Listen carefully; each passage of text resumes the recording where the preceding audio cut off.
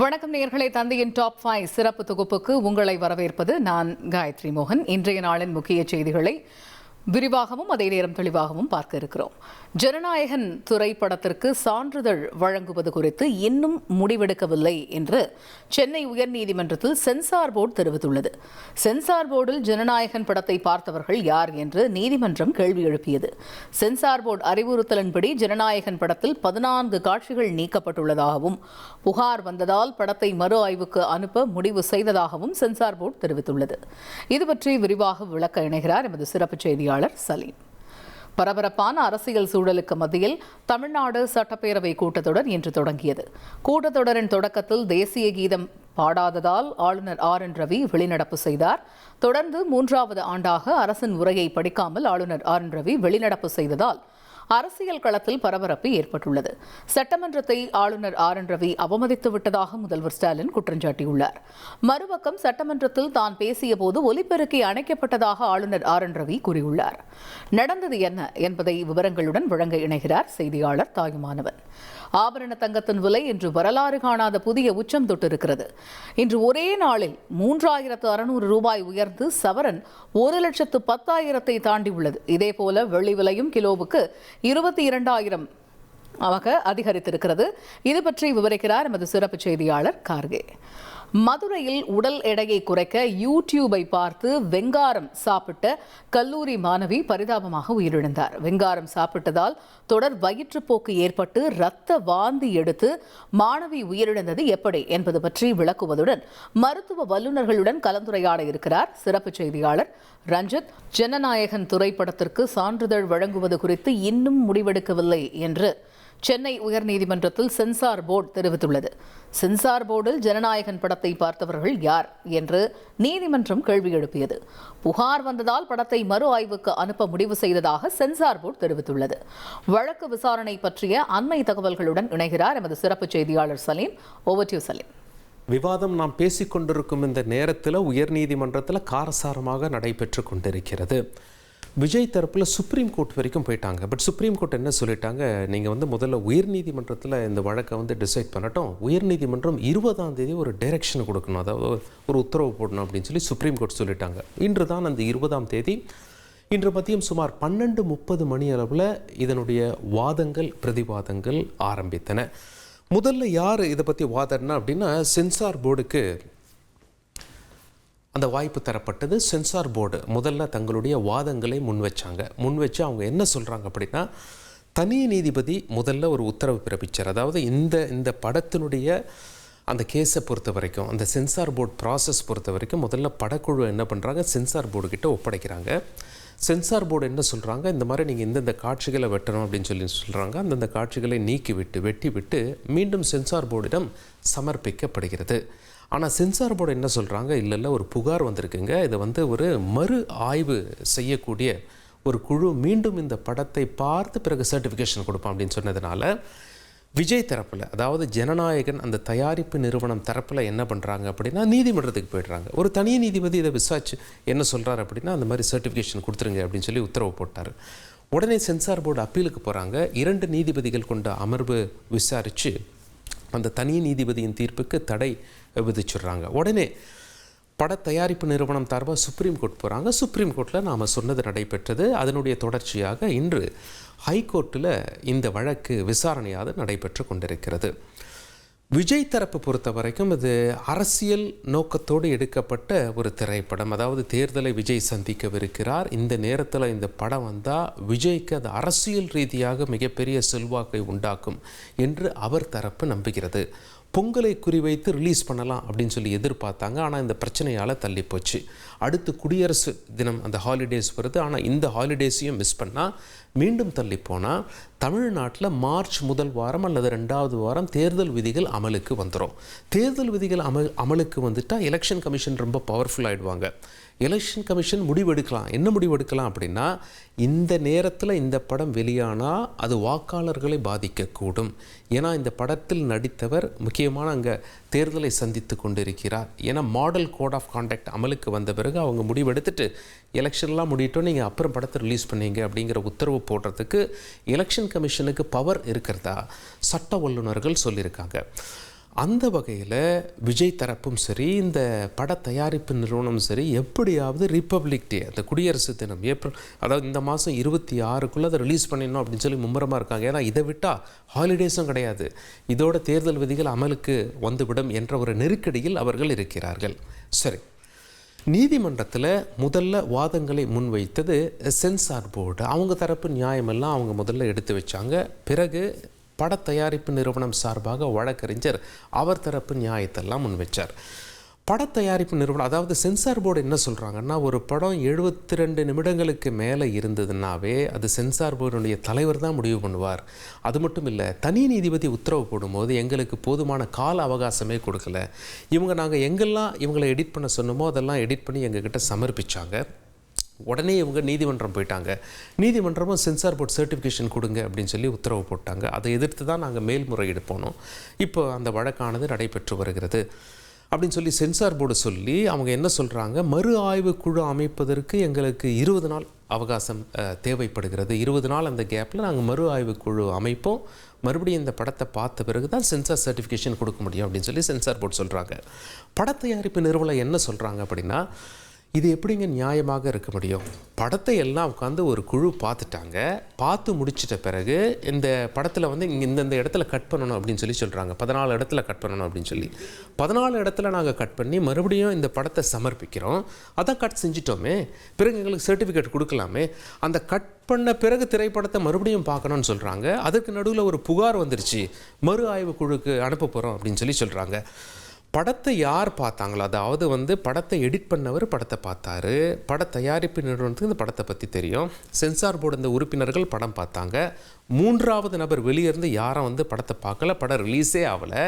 அப்படின்னா இந்த படத்தை பற்றி யார் புகார் கொடுத்தான்னு நாங்கள் கேள்வி கேட்குறோம். அது மட்டும் இல்லை, படத்தை பார்த்த உடனே புகார் கொடுத்தா பரவாயில்ல, 4 நாள் வீட்டுக்கெல்லாம் போயிட்டு வந்து 4 நாள் பொறுத்து புகார் கொடுக்குறாங்க.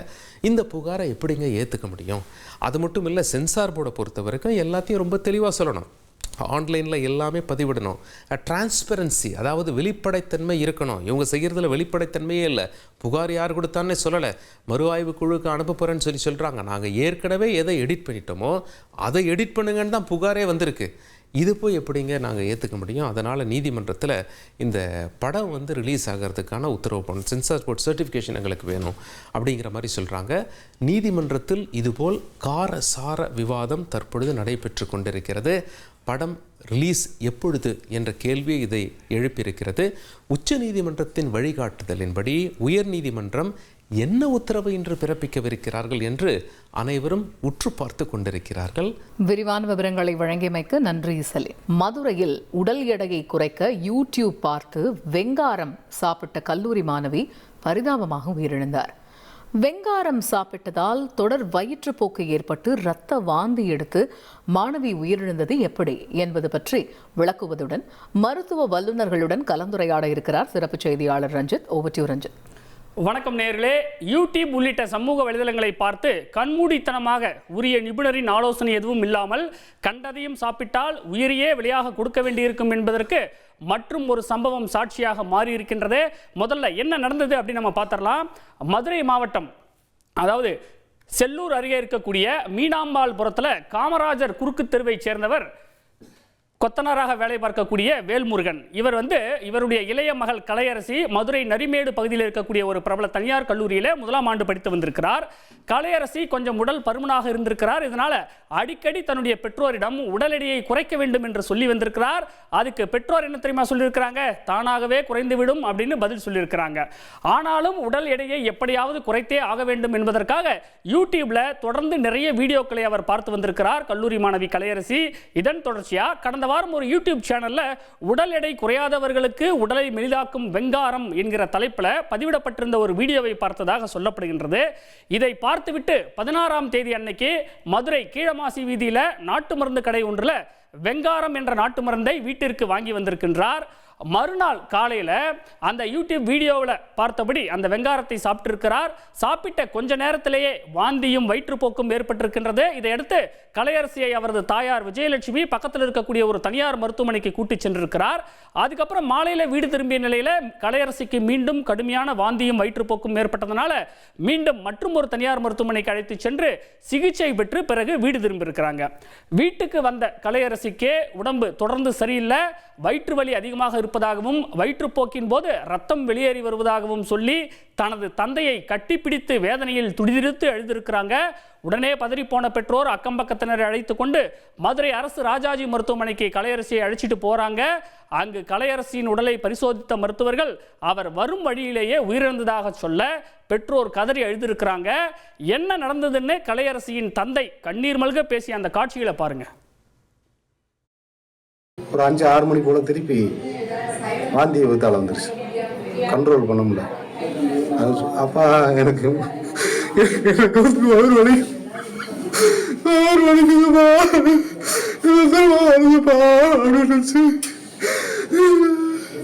அப்புறம் திருப்பி ஆஸ்பத்திரிக்கு கூட்டு போய் கொடுங்க சேர்த்துட்டு திருப்பி 8-10 மணிக்கு வந்தோம். சரி சரியாயிரு அப்படின்ட்டு திருப்பி வீட்டுக்கு வந்தா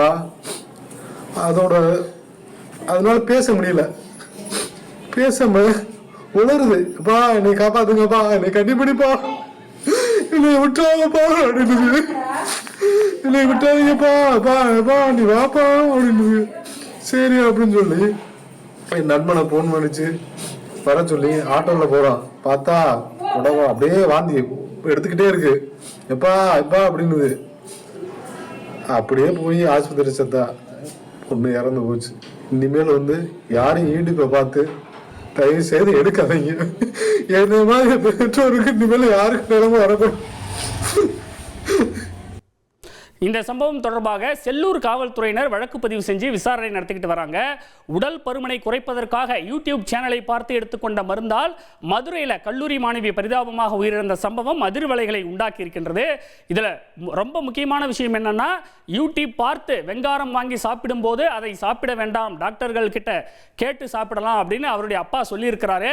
ஆனாலும் அவருடைய சொல் பேச்சை கேட்காமல் உடல் எடையை குறைக்க வேண்டும் என்ற ஒரு ஆர்வ மிகுதியில் கலையரசி செய்த காரியம் அவருடைய உயிரையே பறித்து விட்டது. இந்த நேரத்தில் நம்முடைய சித்த மருத்துவர் சதீஷ் மற்றும் பொது மருத்துவம் மற்றும் தீவிர சிகிச்சை நிபுணர் டாக்டர் விஜய் சக்கரவர்த்தி ஆகிய இருவரும் இணைந்திருக்கிறார்கள். முதல்ல சித்த மருத்துவர் சதீஷ் கிட்ட பேசலாம். சார் வணக்கம், இணைப்பில் இருந்தமைக்கு நன்றி. சார், வெங்காரம்னா முதல்ல என்ன சார்? இந்த காம்பனன்ட் உடல் எடையை குறைக்க பயன்படுதா? இது ஃபர்ஸ்ட், இது வெங்காரம் அப்படின்றது என்ன அப்படின்னாக்க, நமக்கு வெல்டிங் அடிக்கிறதுக்கெல்லாம் பயன்படுத்துவாங்களா இல்ல, ஒரு தங்கத்தை பத்த வைக்கும் போது சில டைம்ல அதுல ஒரு பொடியை போட்டு பத்த வைப்பாங்க இல்லைங்களா, அதுதான் அதை ஆங்கிலத்துல போராக்ஸ் அப்படின்றத சொல்லுவோம். சரிங்களா? இந்த போராக்ஸ் தான் வெங்காரம். இந்த வெங்காரத்தோட கெமிக்கல் இது ஃபார்முலா அப்படி என்ன அப்படின்னாக்க, சோடியம் டெட்ரா போரக், இதுதான் அதோட ஃபார்ம். இது கூட நிறைய நீர் மாலிகுல், வாட்டர் கண்டென்ட் அதுல அதிகமா இருக்கும். சரிங்களா? இது எங்கெங்கெல்லாம் பயன்படுத்துவாங்க அப்படின்னாக்க, நமக்கு மருத்துவத்துறையிலும் பயன்படுத்துவாங்க. உலோகங்களை வெல்ட் அடிக்கிறது, பிளஸ் உருக்கு உலைகள்ல உருக்கிறது, இந்த மாதிரியான பல இடத்துல இதை பயன்படுத்துறது வழக்கம்தான். ஆனா மருத்துவத்துறையில பயன்படுத்தும் போது அதை போரிக் ஆசிடா கன்வெர்ட் பண்ணுவாங்க. அதாவது சித்த மருத்துவத்துல நாங்க சொல்லுவோம் சுத்தி பண்றது அப்படின்றத நாங்க சொல்லுவோம். சுத்தி பண்ணி அதை ப்ராசஸ் பண்ணி தான் பயன்படுத்துறது வழக்கம் இருக்கு. ஆனா அது இவங்க இந்த கண்டிஷன்ல எப்படி எடுத்தாங்க என்னன்றது தெரியல. அது நம்ம பார்ப்போம். வெங்காரம் அப்படின்றது இதுதான், போரக்ஸ் தான் அதோட இது நேம். இல்ல, இப்ப உடல் எடையை குறைக்கிறதுக்கு பொதுவா உங்களை போன்ற சித்த மருத்துவர்கள் இதை சாப்பிடுங்க அப்படின்னு பரிந்துரை செய்றீங்களா? இல்ல சார், அப்படி நம்ம பண்ண முடியாது. அதாவது உடல் எடையை குறைக்கிறதுக்குன்னு இதை நம்ம பயன்படுத்த முடியாது. அதாவது இது என்ன ஆக்ஷன் இருக்கு அப்படின்னாக்க, ஆன்டி மைக்ரோபியல் ஆக்டிவிட்டி இருக்கு, ஆன்டி ஃபங்கல் ஆக்டிவிட்டி இருக்கு. சோ இது ரெண்டாவது இது நீர் பெருக்கை செய்கை உண்டு. இது யூடிஐ இன்ஃபெக்ஷன், இந்த மைக்ரோபியல் ஆக்டிவிட்டி இருக்கிறதுனால நீர் போக்கி தன்மை அதாவது யூரின் அதிகப்படுத்தி வெளியில போறதுனால உடம்புல இருக்கிற வீக்கம் பிளஸ் ஆன்டி மைக்ரோபியல் ஆக்டிவிட்டி இருக்கிறதுனால கிருமி தொற்றுகளுக்கு நம்ம பயன்படுத்துவோம். பொதுவா இந்த மெடிக்கல் ஷாப்ல எல்லாம் நமக்கு புண்ணுக்கு ஃபர்ஸ்ட் எல்லாம் போரிங் பவுடர் யூஸ் பண்ணுவோம் இல்லைங்களா, அதுதான் அந்த பவுடர் தான். சரிங்களா? இது சாப்பிட்றதுனால வந்து எடை குறையுன்றது வந்து நம்ம சொல்ல மாட்டோம். இது வந்து நாம புண்களுக்கு, இன்னும் சொல்ல போனா கண், அதாவது வந்து ஐ டிராப்ஸ்ல வந்து சில மருந்துகள்ல வந்து இது வந்து சேருது. ஆங்கில மருத்துவத்திலயும் இதை வந்து பயன்படுத்துறாங்க. அதே மாதிரி ஓரல் அல்சர் இருக்கு பாத்தீங்களா, வாய் புண்களுக்கும் ஆங்கில மருத்துவத்துல வந்து இந்த வெங்காயத்தை வந்து பயன்படுத்துறாங்க. சித்த மருத்துவத்துல அதான் வந்து அளவு இருக்கு. ஒவ்வொரு பொருளுக்கும் வந்து லீத்தல் டோஸ் அப்படின்றத சொல்லுவோம். அந்த லீத்தல் டோஸ் வந்து நமக்கு உயிருக்கு ஆபத்தை ஏற்படுத்தக்கூடியது அப்படின்றது நம்ம சொல்லுவோம். அந்த டோசேஜுக்கு மேல போச்சுன்னா இவங்களுக்கு தெளிவாவே தெரியுது. அதான் வந்து இந்த வெங்காயம் அதிகமாயிடுச்சுன்னா அதோட டாக்ஸிக் அதாவது சைடு எஃபெக்ட் என்ன காட்டும் அப்படின்னா, நாசியா இருக்கும், வாமிட்டிங் இருக்கும், பிளஸ் வந்து டயரியா மாதிரி சில போகும். ரெண்டாவது வந்து ரீனல் டாக்ஸிசிட்டியை வந்து இதை வந்து அதிகப்படுத்தும். அதாவது வந்து கிட்னியோட பாதிப்பை வந்து அதிகப்படுத்தி ஷட் டவுன் பண்ணும். அதுக்கடுத்து வந்து வாஸ்குலர்ஸ் வந்து டேமேஜ் பண்ணும். ஒரு சில மருத்துவ குணங்கள் இருக்கு, ஆனா வந்து அதனுடைய அளவு வந்து ஒரு வரையறைக்கு உட்பட்டது அப்படின்னு சொல்றீங்க. இணைப்பில் வந்து உங்களுடைய கருத்துக்களை பகிர்ந்து கொண்டமைக்கு மிக்க நன்றி. தொடர்ந்து நம்முடைய பொது மருத்துவம் மற்றும் தீவிர சிகிச்சை நிபுணர் டாக்டர் விஜய் சக்கரவர்த்தி இணைகிறார். சார் வணக்கம், இணைப்பில் இணைந்தமைக்கு நன்றி. சார், வாந்தி அது கூடவே வயிற்றுப்போக்கும் ஏற்பட்டு கடைசியில் அந்த பெண் வந்து மரணத்தை தழுவி இருக்கிறார். அவரை காப்பாற்றியிருக்கவே வாய்ப்பு இல்லையா, இல்ல உயர்தர சிகிச்சை கொடுத்திருந்தா காப்பாற்றி இருக்கலாமா? முதல் இதுல வந்து என்ன தெரிஞ்சுக்கணும்னா, போராக்ஸ்ங்கிறது ஒரு மருந்து கிடையாது, அது வந்து ஒரு விஷம். ஹியூமன்ஸ்ல இது வரைக்கும் டெஸ்டட் பண்ணதே கிடையாது. அதுக்கு ஒரு மருத்துவ இது கிடையவே கிடையாது. ஸோ எந்த டிசீஸ்க்கும் அது ட்ரீட்மெண்ட் பண்றது கிடையாது. இது முழுக்க முழுக்க டிஜிட்டல் மிஸ் இன்ஃபர்மேஷன் அப்படின்னு சொல்லுவாங்க. யூடியூப் மற்றும் வலைதளங்கள்ல இருக்கக்கூடிய இன்ஃபர்மேஷன்ஸ்ல இருந்து வரக்கூடிய ஒரு ரூமரை வந்து அவங்க எடுத்திருக்கிறாங்க. இதுல எவ்வளவு டீஸ்பூன் விஷத்துல இருந்து எவ்வளவு டீஸ்பூன் விஷம் வந்து லீத்தல் அப்படின்லாம் சொல்லவே முடியாதுல்ல. 5 கிராமுக்கு மேல போனாலே அது வந்து உடம்புக்கு வந்து அது நஞ்சு ஏற்படுத்தும். இவங்க வந்து ஒரு டீஸ்பூன்னாலே கிட்டத்தட்ட 10 கிராமுக்கு மேல அதுல வந்துடும். சோ அவங்க வந்து அளவு தெரியாம எடுத்ததுனால இறந்திருக்கிறாங்க. நம்பர் 1. ஏன் இந்த ரத்த வாந்தி மயக்கம் எல்லாம் வருது அப்படின்னா, இது வந்து கொரோசிவ்னா வந்து குடல்ல உள்ள லேயர்ஸை வந்து ஓட்டை போட அளவு உண்டு. அதாவது நம்ம கையில வந்து இப்போ ஒரு அமிலம் பட்டதுன்னா எப்படி கையை அரிச்சிடுமோ அதே மாதிரி இது குடலை இமீடியட்டா அரிச்சிடும். குடலை அரிச்சது அப்படின்னா குடல்ல இருந்து ரத்த கசிவு ஏற்பட்டு ரத்த வாந்தி இல்ல வயிற்றுப்போக்குல இது ரத்தம் வந்து வர வாய்ப்புகள் இருக்குது. ரெண்டாவது, இது வந்து ஒரு ஆசிட். சோ இது வந்து உடம்புல வந்து ஃபுல்லா அமிலமா மாத்திடும், ஆசிடா மாத்திடும். அந்த ஆசிடா மாறும் போது கிட்னி ஃபெயிலியர் ஏற்படும்.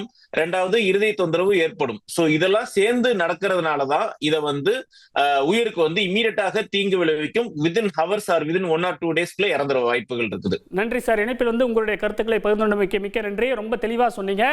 நேயர்களே, யூடியூப் பார்த்து, அதாவது ஒரு சில மருத்துவ குணங்கள் ஒரு சில பொருட்கள் இருந்தாலும் கூட உரிய துறை சார்ந்த நிபுணரின் ஆலோசனை இல்லாமல் எதுவும் செய்யக்கூடாது. அப்படி செய்தால் உயிருக்கே வந்து ஆபத்து ஏற்படும் என்பதற்கு தற்போது நடந்திருக்கக்கூடிய இந்த மதுரை மாணவியின் உயிரிழப்பு சம்பவம் ஒரு உதாரணம் என்று சொல்லலாம். விரிவான விவரங்களை வழங்கியமைக்கு நன்றி ரஞ்சித். ஆபரண தங்கத்தின் விலை இன்று வரலாறு காணாத புதிய உச்சம் தொட்டிருக்கு. இன்று ஒரே நாளில் 3600 ரூபாய் உயர்ந்து சவரன் 1,10,000 தாண்டி இருக்கு. இதே போல வெள்ளி விலையும் கிலோவுக்கு 22,000 ரூபாய் அதிகரிச்சிருக்கு. இது பற்றி விவரிக்கிறார் நமது சிறப்பு செய்தியாளர் Kharge. Over to you Kharge. நாமெல்லாம் வீட்டில் கேள்விப்பட்டிருப்போம், நாங்கள் சின்ன வயசாக இருக்கப்போ தங்கத்துடைய விலை 500 ரூபா 400 ரூபா அப்படின்னு. இன்னைக்கு நாமும் அதை சொல்லக்கூடிய நிலைமைக்கு வந்திருக்கிறோம். எப்படி அப்படின்னா, நம்முடைய காலத்தில் நாங்கள் தங்கத்தில் 40,000 50,000க்கு ஒரு சவரன் வாங்கினோம். இன்னைக்கு வந்து 1.5 லட்சம் 2 லட்சம் 3 லட்சம் அப்படின்னு அந்த சூழல் மிக விரைவிலே வரப்போகிறது. அதுதான் இப்போதைய நிகழ்வுகள் காட்டிக் கொண்டிருக்கிறது. இன்றைய தேதி அதற்கு ஒரு சிறந்த உதாரணம். எப்படி அப்படின்றத பார்க்கலாம். மாரத்தான் ஓடிக்கொண்டிருக்கிறது தங்கம், அதை முந்திக் கொண்டிருக்கிறது வெள்ளி அப்படின்றதான் இன்றைய செய்தி. இப்போதைக்கு தங்கத்துடைய விலை இன்று மட்டும் 2 முறை உயர்ந்தது. தங்கத்துடைய விலை 2 முறை உயர்ந்து 450 ரூபாய் உயர்ந்தது. 1 கிராம் ஆபரண தங்கம் 22 கேரட் தான் ஆபரண தங்கம் 13,900 ரூபாய். இது 10,000 ரூபாயை தொட்டப்போ ஒரு பெரிய செய்தியானது. சவரன் 1 லட்சத்தை தொட்டப்போ ஒரு பெரிய செய்தியானது. அது 1 லட்சத்தை கடந்து 1,11,200 தொட்டு விட்டது. அப்படியே நீங்கள் கடைக்கு போங்க, கடைக்கு போனீங்க அப்படின்னா 1 கிராம் 13,900 ரூபாய். அப்புறம் அதுக்கு அவங்க வந்து மேக்கிங் சார்ஜ் அல்லது வேஸ்டேஜ் சார்ஜ் ஏதாவது ஒன்று போடுவாங்க. ஸோ ஒரு சார்ஜ் ப்ளஸ் ஜிஎஸ்டி அப்படி இப்படி நீங்கள் போட்டு பார்த்தீங்க அப்படின்னா 16,000 ரூபாய் மினிமம் வருவதற்கு வாய்ப்பு இருக்கிறது அப்படின்ற செய்திகள் வருகிறது.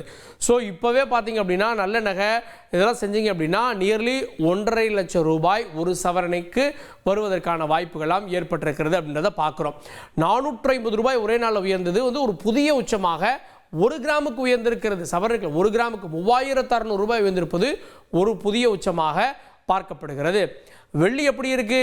வெள்ளி தங்கத்துக்கு மாற்று வெள்ளியா அப்படின்னா மாற்று வெள்ளி இல்லை, வேற வழி இல்லை அப்படின்றவங்களுக்கு அதுவும் இப்போ வலியை கொடுத்துருக்கு. காரணம் என்ன அப்படின்னா 340 ரூபாய் மொத்தம் இப்போ ஒரு கிராம் வந்து 340 ரூபாயாக உயர்ந்திருக்கிறது.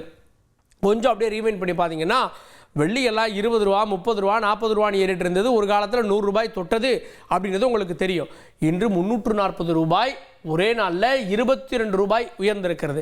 வெள்ளியை பொறுத்த வரைக்கும் கிலோவில் அதனுடைய விலை பார்ப்பாங்க. கிலோவை பொறுத்த வரைக்கும் 3,40,000 ரூபாய் ஒரே நாளில் கிட்டத்தட்ட 22,000 ரூபாய் உயர்ந்திருக்கிறது. தங்கம் அதற்கு போட்டியாக வெள்ளி அப்படின்றத பார்க்குறோம். சரி, இது அப்படியே ஒப்பீடு பண்ணுங்க. ஐயா நான் போன வருஷம் தங்கத்தில் முதலீடு பண்ணியிருந்தா இல்லை தங்கம் வாங்கியிருந்தா எப்படி இருக்கும் அப்படின்னு நினைக்கிறவங்களுக்கு போன வருஷம் தான் பெஸ்ட்டான பீரியட். 2024-25 ஜனவரி பிப்ரவரி வரைக்கும் தான். அதுக்கப்புறம் அது வந்து ரேஸை தொடங்கியது. இப்போது ரேஸ் எல்லாம் கடந்து சென்று கொண்டிருக்கிறது. அப்படியே கடந்த வருடம் இதே மாதம் பார்த்தீங்க அப்படின்னா தங்கம் 22 கேரட் ஒரு கிராம் 7,430 ரூபாய், இன்னைக்கு 13,900 ரூபாயாக மாறிவிட்டது. சவரன் 59,480 ரூபாயாக இருந்தது. அன்றைக்கும் இன்றைக்கும் எவ்வளோ உயர்ந்திருக்கு தெரியுமா? 87% உயர்ந்திருக்கிறது. ஸோ அன்று இருந்த விலையை விட 87% எக்ஸ்ட்ரா அது உயர்ந்திருக்கிறது அப்படின்றத நீங்கள் பார்க்கணும். அன்றைக்கி 1 லட்சம் ரூபாய்க்கு ஒருத்தர் வாங்கியிருந்தார் அப்படின்னா இன்னைக்கு 1 லட்சம் ப்ளஸ் 87% உயர்ந்திருக்கு அப்படின்னு நம்ம பார்க்க வேண்டி இருக்கிறது.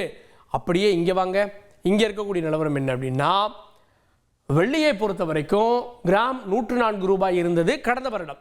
அதாவது இதே காலகட்டம் இதே நேரம். கிலோ எப்படின்னா 1,04,000 ரூபாய் இருந்தது. எவ்வளோ உயர்ந்திருக்கு தெரியுமா?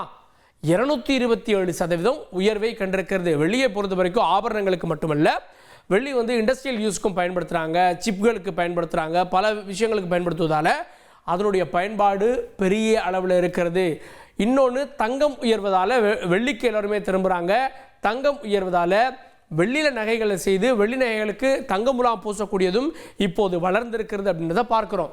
சரி, இப்படியாக இந்த உயர்வு, அதாவது கடந்த வருடத்தில் ஒரு தொழிலில் நீங்கள் முதலீடு பண்ணியிருந்தா ஒரு 20% லாபம் கிடச்சிருந்தா பெரிய விஷயம். ஒரு பாண்டில் ஏதாவது முதலீடு பண்ணியிருந்தா உங்களுக்கு 13% கிடச்சிருக்கலாம், 10% கிடச்சிருக்கலாம், ஒரு எஃப்டியில் ஒரு 8% கிடச்சிருக்கலாம். ஆனால் இவ்வளோ சதவீதம் யார் தருவா? தங்கம் வெள்ளியை தாண்டி. இதுக்கெல்லாம் யார் காரணம் அப்படின்னா இதோ காரணம், முதல் காரணம் இவர் தான், ட்ரம்ப்பினுடைய வரிக்கு வரி. ட்ரம்ப் கடந்த வருடம் ஆட்சிக்கு வந்தபோது அமைதியாக இருந்தார். அடுத்தடுத்த நாட்கள் அவருடைய வரிக்கு வரி, வரியை எதிர்த்து கேட்பவர்களுக்கு வரி, அதுக்கு வரி போடுறவங்களுக்கு இன்னொரு வரி அப்படின்னு வரி வரியாக போட்டு அந்த வரி இன்னைக்கு தங்கம் வெள்ளி இதனுடைய விலையிலே உயர்ந்து நிற்கிறது அப்படின்னு நீங்கள் பார்க்குறீங்க. இன்னொன்று, இந்த நாடுகள் எல்லாம் மற்ற நாடுகள் என்ன பண்ணுறாங்க அப்படின்னா இப்போ ட்ரம்ப் இப்படியே பண்ணிட்டு இருந்தால் எப்படியும் அமெரிக்காவுடைய பொருளாதாரம் வீழ்ச்சியை சந்திக்கும் ஒரு காலகட்டத்தில் நம்ம டாலர்லேருந்து வெளியேறுவதற்கு சரியான நேரம் அப்படின்னு தங்கத்தில் முதலீடு பண்ணுறாங்க. ஒரு காலத்தில் தங்கம் தான் நம்முடைய நாணயமாக இருந்தது. அரசர்கள் காலத்தில் தங்கத்தில் நாணயம் இருக்கும், அப்புறம் தங்கம் தனியாக நாணயம் தனியாக இருந்தது. இன்றைக்கி நாணயம் வேறு தங்கம் வேறையாக இருக்கிறது. உலகளாவிய நாணயம் அப்படின்றது டாலராக இருக்கிறது. டாலர்லேருந்து வெளிவரணுன்றது பல நாடுகளுடைய கனவாக இருக்குது. நம்ம ஏன் டாலரில் போய் சிக்கிக்கிட்டு நம்முடைய சம்பாத்தியத்தில் அமெரிக்காவுக்கு ஒரு பங்கு நம்ம கொடுக்கணும் அப்படின்னு கேட்கக்கூடியவர்கள் டாலர்லேருந்து வெளிவருவதற்காக காத்துக்கொண்டிருக்கிறார்கள். ரஷ்யா, சீனா போன்ற நாடுகள்லாம் தங்கத்தில் முதலீடு பண்ணுகிறார்கள். அங்கே ரிசர்வ் பேங்க் வாங்கி வச்சுட்டு இருக்காங்க. அதனால விலை உயர்ந்து வருவதும் குறிப்பிடத்தக்கது. இதுக்கும் காரணம் ட்ரம்ப் தான். அடுத்தது போர் பதற்ற சூழல். போரை பொறுத்த வரைக்கும் காசா போர் முடிந்திருக்கிறது, ஆனால் உக்ரைன் ரஷ்யா போர் தொடர்கிறது. அதெல்லாம் தாண்டி புதிய போர் வந்து விடுமோ அப்படின்ற செய்தியும் வந்திருக்கிறது. எங்க அப்படின்னா கிரீன்லாந்து விவகாரத்தை பொறுத்த வரைக்கும் அமெரிக்காவுக்கும் ஐரோப்பிய நாடுகளுக்கும், ஒன்றாக நெட்டோவில் இருக்கக்கூடிய நாடுகளுக்கு இடையிலேயே பகைமை வளர்ந்திருக்கிறது. நாங்கள் கிரீன்லாந்தை பிடிப்பதற்கு நீங்கள் ஆதரவு தெரிவிக்கலைன்னா உங்களுக்கு ஒரு வரி போடுவோம் அப்படின்றாங்க. நீங்கள் வரியை போடுங்க, நாங்கள் ஆட்களை இறக்குறோம் அப்படின்னு கிரீன்லாந்தில் யூரோப் யூனியனை சேர்ந்த நாடுகள்லாம் தங்களுடைய ஆட்களை, அதாவது வீரர்களை இறக்கி வருகிறார்கள். அதனால் ஒரு பதற்றமான சூழல் வந்திருக்கிறது. கிரீன்லாந்து விவகாரத்தால் இந்த நேட்டோ நாடுகளே 2 பிரிவாக சிதறக்கூடிய ஆபத்தும் அபாயம் ஏற்பட்டிருக்கிறது. உலகம் இதை உன்னிப்பாக கவனித்து வருகிறது. அதனாலேயும் பாதுகாப்பான முதலீடாக தங்கம் மாறி இருக்கிறது. வெனிசுலா விவகாரத்தை அடுத்து பல குட்டி நாடுகளில் இது போன்ற ஆபத்துகள் எப்போ வேணா ட்ரம்ப் எது வேணா பண்ணலாம் அப்படின்றப்போ உலக நாடுகளுடைய பார்வையும் கூட மாறி இருக்கிறது. ஒரு பதற்றமான நிலை உலக அளவில் சிறிய நாடுகள், குறிப்பாக அமெரிக்காவை பகைத்து கொண்டிருக்கக்கூடிய நாடுகளில் ஏற்பட்டிருக்கு. எண்ணெய் வளமிக்க நாடுகளில் இன்னும் பதற்ற நிலை ஏற்பட்டிருக்கிறது. அதனுடைய ஒரு பகுதி தான் ஈரான். ஈரானும் எண்ணெய் வளமிக்க நாடு. அங்கே மக்களுடைய போராட்டம் புரட்சியாக வெடித்து இப்போது கட்டுப்படுத்தப்பட்டிருக்கு. எப்போது வேண்டுமானாலும் ஆட்சி மாற்றம் ஏற்படலாம் அப்படின்ற அளவுக்கு அங்கிருந்து வரக்கூடிய செய்திகள், அமெரிக்காவுடைய தலையீடு பற்றிய செய்திகளும் வந்து கொண்டிருக்கிறது. ஸோ எங்கே உலகத்தில் போர் நடந்தாலும் அது 2 விஷயத்தில் பாதிக்கும். ஒன்று எண்ணெயினுடைய வணிகத்தில் பாதிக்கும், இன்னொன்று தங்கம் வெள்ளியினுடைய விலை. ஸோ அடுத்து எண்ணெயினுடைய விலை உயரலாம், தங்கத்தினுடைய விலை மேலும் உயரலாம் அப்படின்றாங்க. ரஷ்யா உக்ரைன் போர் இன்னும் தொடர்ந்து கொண்டிருக்கிறது. அதனால இங்கெல்லாம் இப்போ ரஷ்யாவுடைய உக்ரைனுடைய போர் தொடர்வதால் கச்சா எண்ணெயை ரஷ்யாட்டிருந்து வாங்குறவங்களுக்கு கூடுதலாக வரி விதிக்கிறாங்க. அப்போது ரஷ்யா சார்ந்த நிதிகள்லாம் முடக்கப்படுகிறது. அப்போது ஒருபுறம் கச்சா எண்ணெய்க்கும் தட்டுப்பாடு ஏற்படுகிறது. அப்போது கச்சா எண்ணெய் சார்ந்த வணிகத்தில் இருக்கவங்க தங்கம் பக்கம் மாறுறாங்க. இப்படி அமெரிக்கா சார்ந்த சூழல்கள் தான் கடந்த ஓராண்டாக தங்கத்துடைய விலையை புரட்டி போட்டிருக்கிறது. தங்கத்தை நம்ம சாமானியர்கள் வாங்குறது மிக குறைவு. உலக நாடுகள் அமெரிக்காவுக்கு மாற்றாக இந்த தங்கத்தை பயன்படுத்த தொடங்கி இருப்பதும் கூட, டாலருக்கு மாற்றாக பயன்படுத்த தொடங்கி இருப்பதும் கூட தங்கத்துடைய விலை உயர்வதற்கான வாய்ப்பை ஏற்படுத்தி இருக்கிறது. வரக்கூடிய நாட்கள் இன்னும் உயரும் அப்படின்னு தங்க நகை சார்ந்த வியாபாரிகள் சொல்றாங்க. பொறுத்திருந்து அதிர்ச்சியோடு பார்க்கலாம். நன்றி கார்கே. பரபரப்பான அரசியல் சூழலுக்கு மத்தியில் தமிழ்நாடு சட்டப்பேரவை கூட்டத்தொடர் இன்று தொடங்கியது. கூட்டத்தொடரின் தொடக்கத்தில் தேசிய கீதம் பாடாததால் ஆளுநர் RN ரவி வெளிநடப்பு செய்தார். தொடர்ந்து 3வது ஆண்டாக அரசின் உரையை படிக்காமல் ஆளுநர் RN ரவி வெளிநடப்பு செய்ததால் அரசியல் களத்தில் பரபரப்பு ஏற்பட்டுள்ளது. சட்டமன்றத்தை ஆளுநர் RN ரவி அவமதித்து விட்டதாக முதல்வர் ஸ்டாலின் குற்றஞ்சாட்டியுள்ளார்.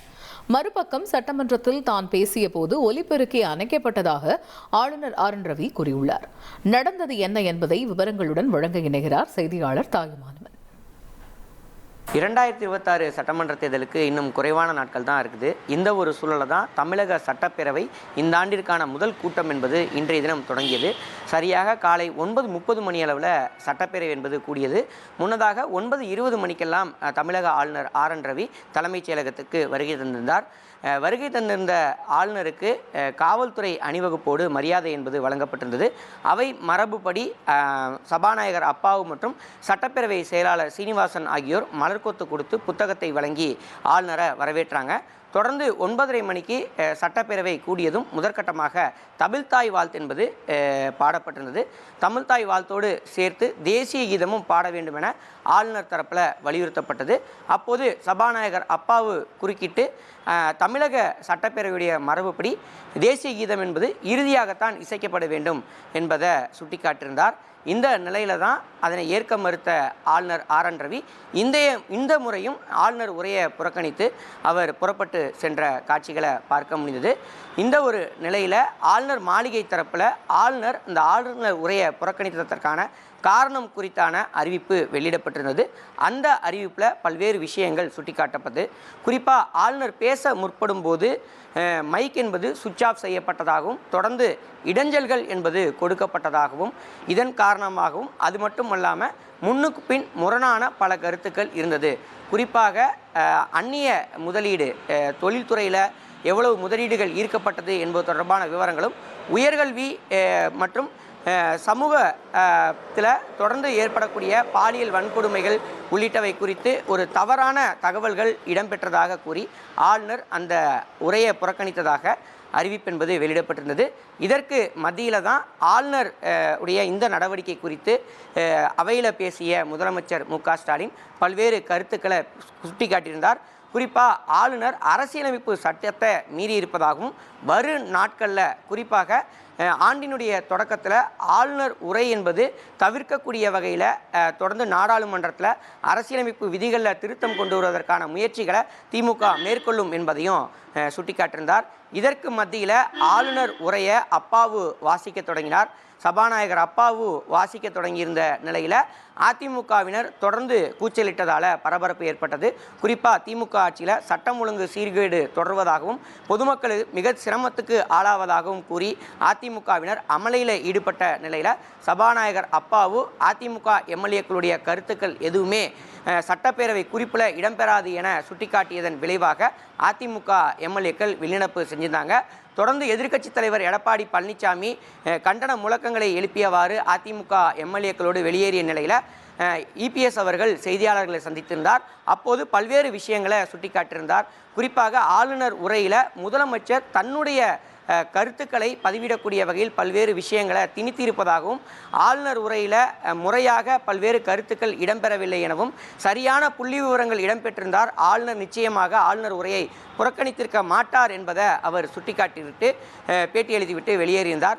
அவரை தொடர்ந்து பார்த்தோம் என்றால் கூட்டணி கட்சிகளாக இருக்கக்கூடிய பாமக அன்புமணி தரப்பு அதே போல் பாஜக உள்ளிட்ட எம்எல்ஏக்களுமே வெளிநடப்பை செஞ்சிருந்தாங்க. பாஜகவினரை பொறுத்த மட்டில் அவையில் என்ன நடக்கிறது என்பதை பொதுவெளியில் வெளியிடுவதே இல்லை. குறிப்பாக வீடியோ அவுட் என்பது வழக்கமாக வழங்கப்படாத நிலையில் இந்த முறை ஆளுநருடைய வருகையின் போது ஆடியோ அவுட்டும் கூட வழங்காது ஒரு குற்றச்சாட்டை முன் வச்சிருந்தாங்க. இந்த நிலையில தான் அதன் தொடர்ச்சியாக அமைச்சர் ரகுபதி செய்தியாளர்களை சந்தித்திருந்தார். செய்தியாளர்களை சந்திக்கும் போது அவர் பல்வேறு விஷயங்களை சுட்டிக்காட்டியிருந்தார். டெக்னிக்கல் ஃபால்ட்டின் காரணமாகத்தான் ஆடியோ வீடியோ அவுட்டுகள் என்பது செய்தியாளர்களுக்கு வழங்கப்படவில்லை என்பதை சுட்டிக்காட்டியதோடு ஆளுநர் உரையை புறக்கணித்தது தொடர்பாக ஆளுநர் மாளிகை வெளியிட்டிருக்கக்கூடிய அறிக்கையில் பல்வேறு விஷயங்கள் திணித்து கூறப்பட்டிருப்பதாகவும் தவறுதலாக இருப்பதாகவும் அவர் சுட்டிக்காட்டியிருந்தார். இதற்கு மத்தியில் அலுவல் ஆய்வு கூட்டம் என்பது தொடங்கியது. சபாநாயகர் அப்பாவு தலைமையில் நடைபெற்ற அலுவல் ஆய்வு கூட்டத்தில் வருகின்ற 24ஆம் தேதி வரைக்கும் இந்த சட்டப்பேரவை கூட்டத்தொடரை நடத்த முடிவு என்பது செய்யப்பட்டிருக்கிறது. அதிலும் குறிப்பாக நாளைய தினம் மறைந்த சட்டமன்ற உறுப்பினர்களுக்கான இரங்கல் தீர்மானம் என்பது வாசிக்கப்பட இருக்கிறது. இதன் தொடர்ச்சியாக நாளை மறுதினம் 22ஆம் தேதி ஆளுநர் உரை மீதான விவாதம் என்பது நடைபெற இருக்கிறது. 24ஆம் தேதி முதலமைச்சருடைய பதிலுரைக்கு பின்னர் இந்த சட்டப்பேரவை கூட்டத்தொடர் என்பது நிறைவு பெற இருப்பது குறிப்பிடத்தக்கதாக பார்க்கப்படுகிறது. 2026 சட்டமன்ற தேர்தலுக்கு இன்னும் குறைவான நாட்களே இருக்கக்கூடிய சூழலில் திமுக அரசினுடைய செயல்பாடுகள் குறித்து பல்வேறு விமர்சனங்களை சட்டமன்றத்தில் எழுப்புவதற்கு அதிமுக உள்ளிட்ட பிரதான எதிர்க்கட்சிகள் எம்எல்ஏக்கள் தயாராகி இருக்கிறாங்க. பதிலுக்கு அதிமுகவினர் உட்பட எம்எல்ஏக்கள் எதிர்க்கட்சி எம்எல்ஏக்கள் எழுப்பக்கூடிய கேள்விகளுக்கு பதிலளிப்பதற்கு துறை சார்ந்த அமைச்சர்களும் துறை ரீதியாக தயாராகி வருவதாக தகவல்கள் வெளியிடப்பட்டிருக்கிறது. இப்படியாக காரசாரமான சூழலோடு தற்போதைய அந்த சட்டமன்ற கூட்டத்தொடர் நடைபெறும் என எதிர்பார்க்கப்படுகிறது.